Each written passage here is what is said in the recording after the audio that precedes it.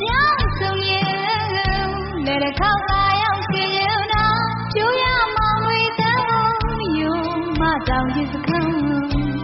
လမ်းရောက်ကြည့်မြင်တဲ့အမကြည့်စရာ